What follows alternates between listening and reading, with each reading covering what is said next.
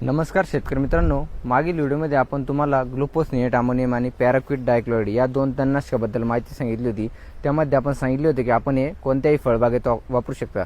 तर त्या व्हिडिओवर आपल्याला काही कमेंट आले होते की त्या दोन तणनाशकांमुळे कांग्रेस जळत नाही किंवा हरळ जळत नाही। तर शेतकरी मित्रांनो, आपण या सीताफळाच्या बागेमध्ये पॅराक्विट डायक्लोराइड आणि ग्लुफोसिनेट अमोनियम या दोन तणनाशकाची फवारणी करण्यासाठी दिली होती।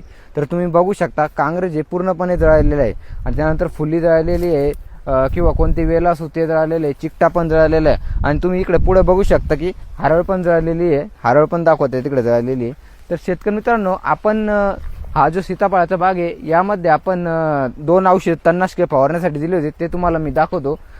त्यामध्ये ग्लुफोसिनेट अमोनियम आणि पॅराक्विट डायक्लोराइड या दोन तणनाशकाची आपण फवारणी केली होती। तर तुम्ही बघू शकता ग्लुफोसिनेट अमोनियम कंटेन असलेले तुम्ही कोणतेही तणनाशक घेऊ शकता, त्यानंतर पॅराक्विट डायक्लोराइड हे घटक असलेले कोणतेही तणनाशक घेऊ शकता। या दोन तणनाशकाची फवारणी केल्यानंतर आपल्याला सीताफळ बागेमध्ये खूप छान असे रिझल्ट आले। या बागेत सर्व प्रकारचे गवत होते आणि ते पूर्णपणे नायनाट झालेले। तर शेतकरी मित्रांनो, आपण आपल्या सीताफळ बागेमध्ये बिंदास ग्लुफोसिनेट अमोनियम आणि पॅराक्विट डायक्लोराइड या दोन तणनाशकाची फवारणी करू शकता। धन्यवाद।